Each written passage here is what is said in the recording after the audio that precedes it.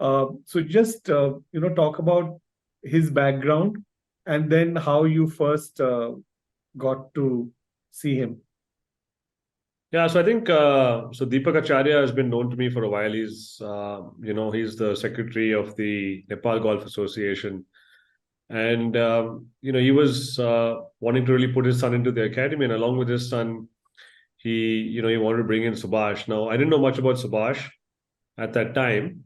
He just said he's a really good player, but I later found out that Subash came from a very humble background. He started off as a ball boy in the Nepal Golf Association, and then Tashi Gale, who was the president of the Nepal Golf Association at that point, was very kind and kind of took him under his wing, gave him some clubs.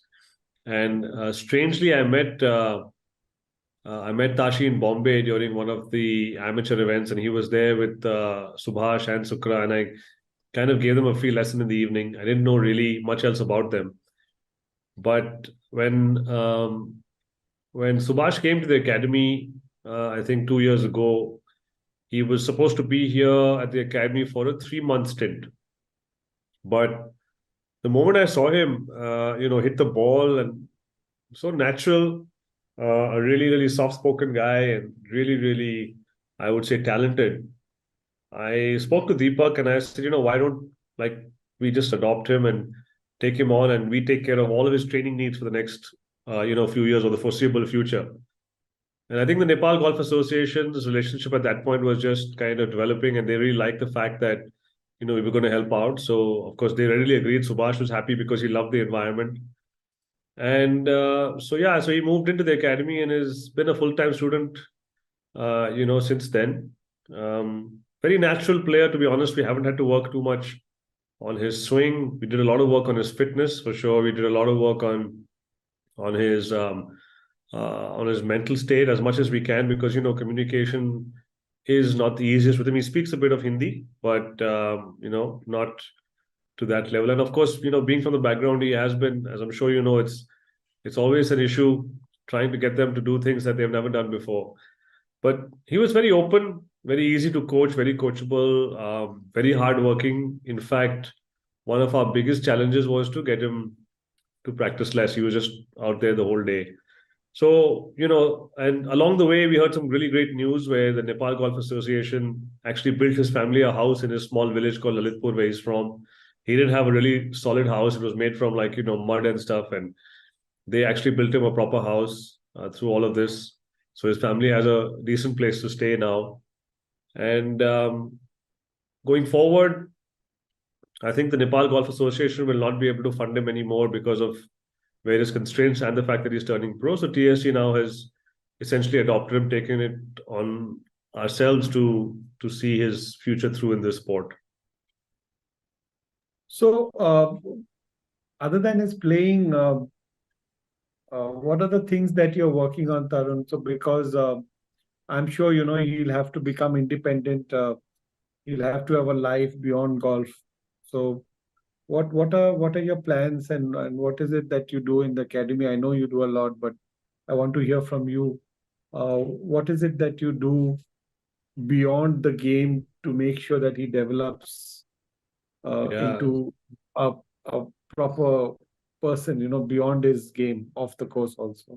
That's a really, really good question. And I think only someone like you can ask me that, because you've been through this system yourself. You nurture a lot of young guys yourself. So, yeah, to start off with, definitely, we are going to get him to learn English and get him to learn how to read and write. And there's a funny story behind that, because Tashi, who initially brought him into the sport, had got him admission in a school.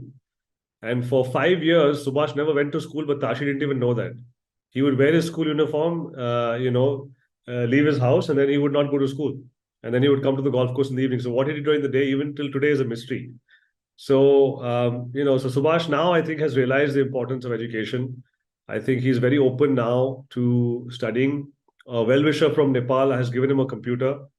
So we are now going to get him to do some online classes in English, get him to learn some basic reading and writing. And also, one of the things that I'm working on with him is to get him to learn how to save and invest money. because he's turning pro in a month. He's going to have to learn how to, how to secure his future. So we have actually we're focusing on getting him a PAN card, getting him a bank account, bringing in some sponsorship money, and then teaching him how to, go ahead, book tickets, book his own hotels. I don't want him to be dependent on anyone when he's traveling. So language will definitely help there.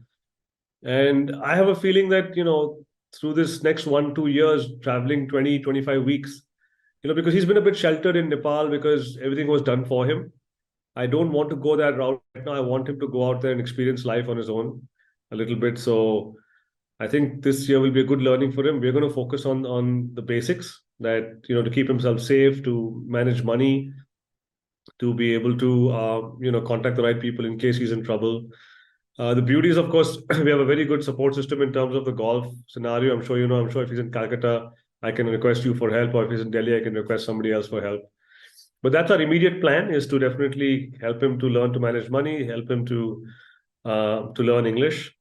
And one of the biggest things we're also going to work on is his ability to speak in a public setting. I think I would like him to learn to give good victory speeches. I think it really helps his confidence. It'll help, I think his cause if he's able to speak well. So, in terms of diction, in terms of holding conversations, we're going to kind of do some training sessions regularly on that as well, in English as well as in Hindi, so that depending on who he's speaking to, maybe in a pro-am, I'd like him to make an impression in the pro-ams.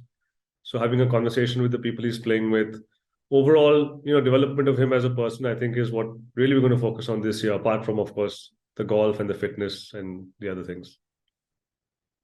So I'm sure a lot of people, especially youngsters, would want to know that, let's say, in the last 3 months, how he trained, and was he just training for this tournament, or was he also looking at, or he's played a few more tournaments? So what was his training practice schedule like, is one, and two, what were you actually expecting out of him before he came into this tournament? So there are two questions.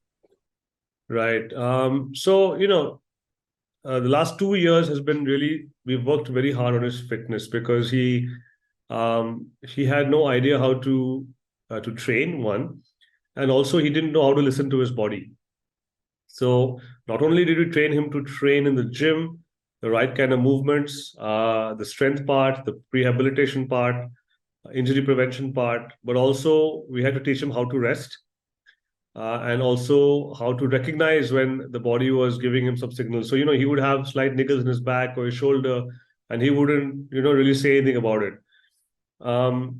We also knew that the way, and as talented as he is, if we just gave him a routine, a good routine of practice, where he would do a good mix of performance training and a good mix of block training to improve technique, then I think the results would come automatically, because he's very, very good in tournament situations.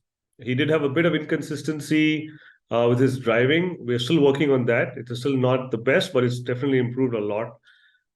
So technically, we did a little bit of work on his backswing, and we knew that just with consistency of training and a good routine, he'd do well. And initially, of course, the idea was to get him ready for the Asian Games.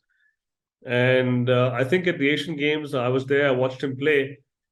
Unfortunately, he didn't hold too many putts, and so we knew that that was one aspect of the game that we really had to work on. So post the Asian Games, leading up to the All India, we knew that he's going to turn pro. So we worked really hard on his putting, and he put in a lot of time. We did see that he had an issue with his face.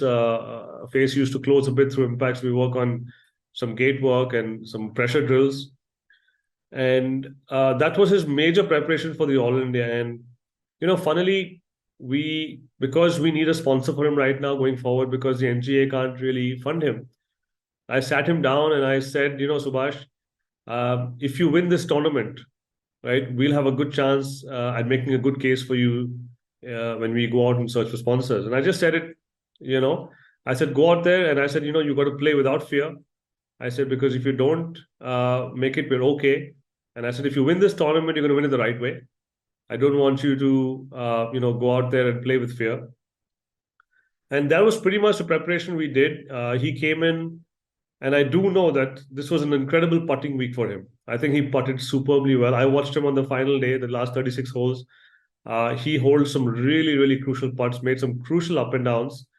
And I think that was the difference. So, what made the difference is the number of mistakes he made. Even if he missed the green, he would make a great up and down because of a good putt. So, that really was, I think, the key for him. And I think now he knows how important training his putting is. So that was pretty much the preparation we did. I think it paid off. I think physically, I was very impressed with his fitness. I think that also may played a big role. I don't know if enough players are giving enough importance to endurance fitness and endurance training, because they were playing 2 rounds every day and he was playing 36 holes on the final day. But I didn't see a drop in his swing speed. I didn't see a drop in the distance using the driver. In fact, he hit some of his longest drives in the second 18 holes. So that was really good to see. So Tarun, I'm sure you must have spoken to him during the week match play before you came in. So give us some conversation that you had with him, which no one really knows So during the week. it's been the same, and Subash is always a man of been a man of very few words, and but I know I've come to know what he wants to hear after having worked with him for 2 years, because he does feel the pressure like any normal human being, and when he plays freely, he plays his best. That's what I've also realized. So I think before the tournament even started, like I told you, I told him what he had to do. He has to go out and play without fear. Now, before the semi-final, I think he was going to play the number one seed, and at that point, he was obviously you could hear it in his voice that he was, I'm going up against this guy, and I said, say Subhash, just do what you do best. And Subhash is a very good driver of the ball, right? Even though he makes some mistakes with that club, he hits a lot of fairways, even on the tightest holes. And I said, see, the moment you get the honor, and if you keep hitting fairways, you'll probably, be in a good position to make birdies on this course. Because if you miss the fairways, I know the rough is a bit heavy. So that's all I told him. I said, if you can do that, put the pressure back on him. I said, he's human too, right? And I think Subhash hit all 9 fairways or 7 fairways, in the first front nine, where he went three up. And I think that was the big one for him in the semi-final. And in the final, when I walked with him, I saw him being a little conservative on certain shots. I saw him kind of baby his drive a bit on the 15th. And another hole, I think it was the 14th and the 15th, I think. So at the 18th hole mark, when he finished 18 holes, I spoke to him and I said, is something bothering you? And he said, yes, sir, I have to go for the qualifiers. And have we figured out how I'm going to be able to fund that? And that was really funny for me because his mind was elsewhere when he was playing this tournament. And I told him, I said, Subhash, you do what I've asked you to do. You go out there and you play fiercely. I said, you're three up right now. If you're going to lose this tournament, you're going to lose it the right way. If you're going to win this tournament, you're going to win it the right way. I said, the rest of it, you please leave it up to us. We will handle it. That is not your job. Your job is to go out and do what you do best. And that second 18 holes was, I think, some of the best golf I've seen. He hit this amazing drive on one, amazing approach on one. He made a mistake on two for sure, but he played a great holes right from 3 to 9, and he won all those holes. And he went almost 8 up by the ninth hole of the second round. So yeah, I think sometimes players just need to hear certain things to get them into their zone. And I think with Subhash, I think he just needs to know that we're behind him. He just needs to know that we'll take care of him, and he just needs to know that he can go out there and he should just play freely. So Tarun, I know that you took a 4 a.m. flight, so you must have gone to the airport at like 2 o'clock. I remember when I won my first tournament, my father flew in the night before the tournament, final round, and I was only leading by one shot, and that added a lot of pressure to my round. But I don't know of any coach who would actually make this much of an effort to actually go and see his student play. So just tell me what your thoughts were when you were coming in? What were you feeling? It must have been like a parent. I mean, the pressure, the tension that you must have gone through coming into Calcutta as well as watching him play. Just tell us a little bit about that. Yeah, you know what? I think you've been there yourself, and you hit the nail on the head. It's really nerve-wracking for us because for me also as a coach to see this young kid who's worked so hard reach the final of the event, and we've just spoken about winning it the week before, and now he's actually gotten there, beating the top seed in the semi-final. I reached the airport actually at 1 o'clock in the morning because I knew I wasn't going to sleep anyway, so I thought might as well reach the airport early. And then I sat down in the lounge. I tried to read. I tried to relax. I tried to sleep, but it just wasn't happening because while I was excited as well because it would be a big moment for him as well as Nepali golf. I was very nervous as well, and I think people don't realize how nervous I get because it means a lot to me, and I'm always and we at the academy are always very invested in our players. So it was a no-brainer for me to come for sure. I did the same thing for Aryan's victory when he won in Pune. I flew down that morning. I flew and got there by about 7:30. I didn't see him till the third hole, I think. And the moment I got on the golf course, and then my heart rate went up because each drive he hit, every shot that he didn't hit perfectly, I would feel a little. I would feel nervous for him.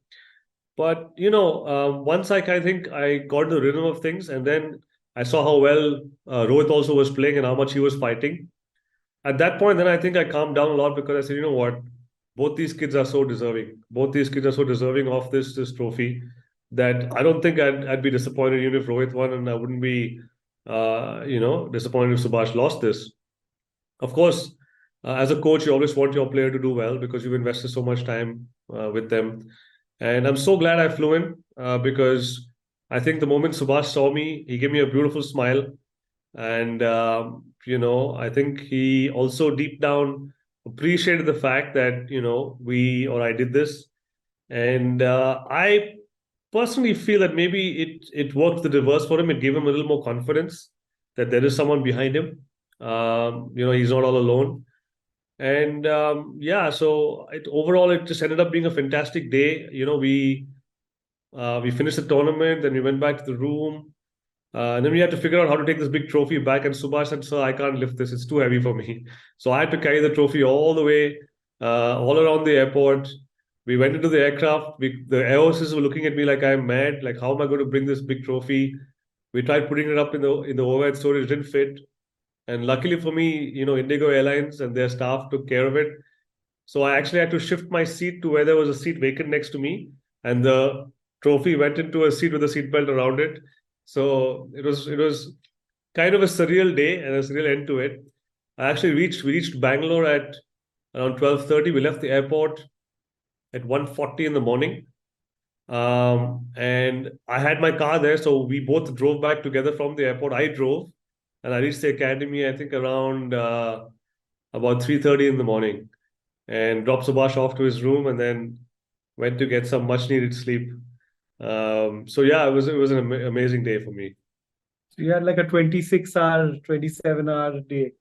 Yes. So Tarun, before we end this, I just want to, uh, I want the world to know actually what a day like, a typical day is like in your TSG academy, so that people know how different it is from any other academy in the country. Yeah, so I mean, life at TSG is not easy. I keep telling all prospective students that and parents that and I'm so glad you wrote that book because I must make a reference to it. And one thing that really struck me, which of course you've told me in the 25 years we've known each other, you've always said this, but now to see that in print for people to see is how you need to be obsessive if you want to be the best. And I feel that's so important. That's exactly on what I've modeled the academy. So the kids get up at 5 o'clock in the morning.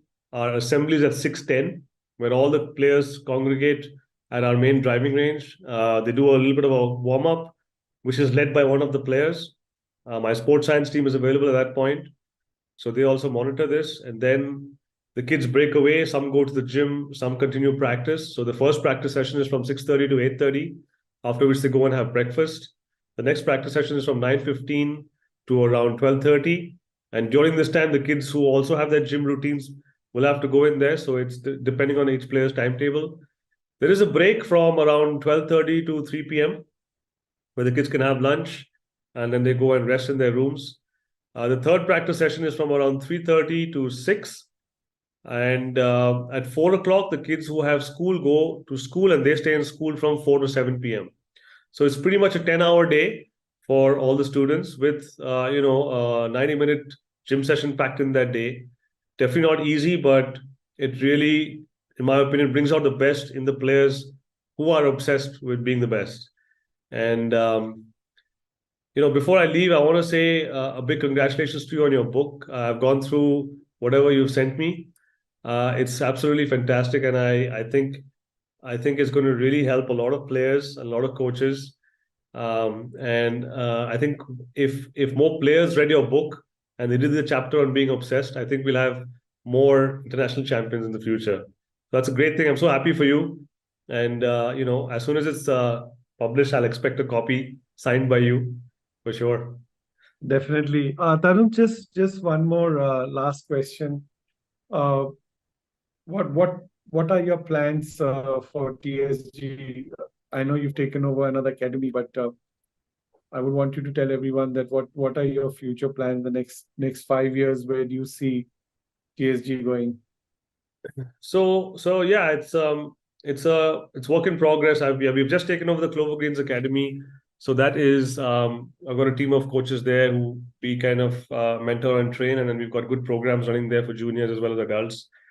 But yeah, my one of my goals is to take TSG pan India, have a system in India, something like what you have in Calcutta, but more spread out, where we have hundreds of kids coming in, where we can spot talent, nurture them, and hopefully they can then feed into our high performance system. My goal is to have at least 25, 30 centers all across the country someday, with a unified system of coaching, so that if a kid comes from, let's say, Calcutta to Bangalore or Delhi to Mumbai, that they get the same philosophy of teaching and mentoring that they were getting, in their home club. I really do believe India has a potential to be a force in golf.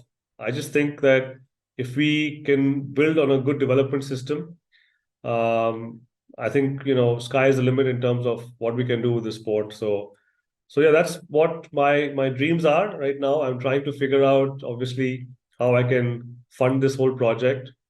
But I'm sure there are enough passionate golfers out there who would love to be a part of this. And obviously, I'm going to get you involved as well in a big way.